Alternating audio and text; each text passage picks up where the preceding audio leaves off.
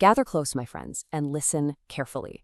Today, I want you to imagine we're sitting around a dwindling campfire out in the middle of nowhere, just a couple of weary travelers sharing a cursed legend.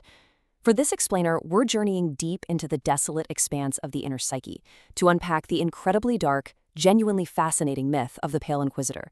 It's a tale that really shows what happens when an obsession with absolute order is pushed to the terrifying extreme. So, let's get into it.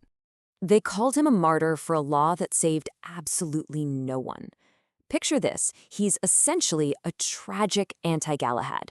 But instead of wandering around seeking the holy grail of life, he was searching for a complete spiritual vacuum. He drifted just above the Iron Bridge, wearing this heavy armor that was literally etched with the sins of his ancestors. And his robes, they were woven from iron filings, constantly pulling down the heavy magnetic debris of human guilt. He carried the physical weight of his own brutal morality every single day. Act 1. Architect of the Grave. For eons, this spectral judge ruled over a world of suffocating stillness. He truly believed that the only way to achieve holiness, the only way to find peace, was in absolute emptiness. He operated on a terrifying concept, purification through subtraction. Basically, he thought he had to be the ultimate gatekeeper of the void, enforcing this leaden finality by mercilessly purging all natural instincts and desires from the soul. He wasn't trying to manage life, you see, he was trying to scour it out entirely. Act 2. The Shattered Gate's Relic. But then, right on the threshold of the Shattered Gate, that exact boundary where the soul's gray, misty borderlands bleed into the endless void, he finds an anomaly, an emerald cross. And the contrast here is just staggering. In a world of completely leaden finality, this green artifact is pulsating with an alien, primal energy. Yet bizarrely, it beats in perfect sync with his own necrotic devotion. Just picture that eerie, vibrant green heartbeat glowing in an ocean of absolute gray death. This is where everything shifts. As his hands close around the Emerald Cross, his obsessive devotion channels directly into it, and the artifact physically transforms. It shifts from a cross into a long staff, and the visual change is haunting. It starts radiating this strange twilight color, an eerie glow that's trapped perfectly between the dying light of his rigid law and the totally encroaching blackness of the abyss.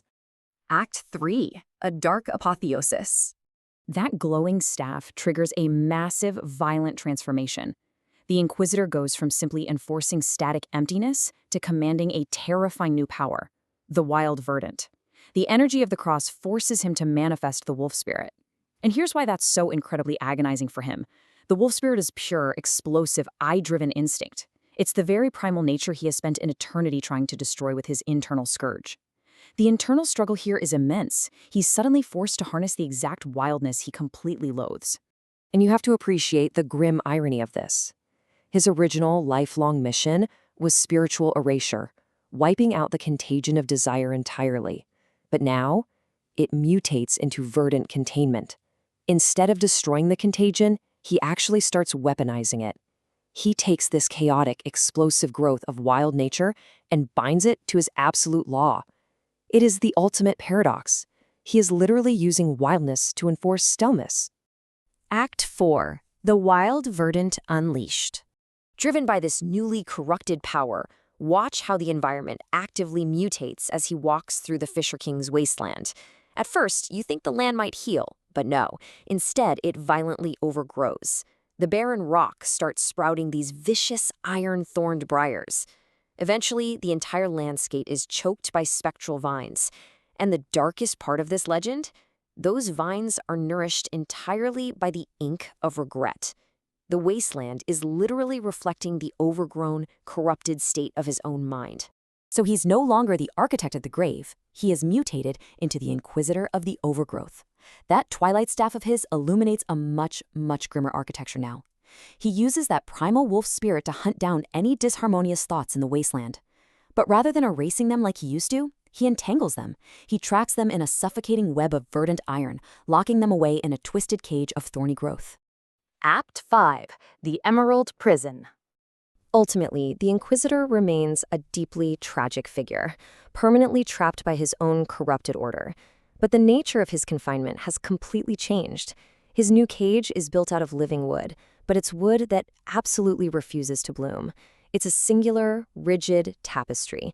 Think about that. He's taking the explosive, unstoppable energy of life and forcing it into the morbid shape of a grave. Which brings us to a really profound question. Did he actually purge the contagion of desire, or did he just become its eternal corrupted prisoner?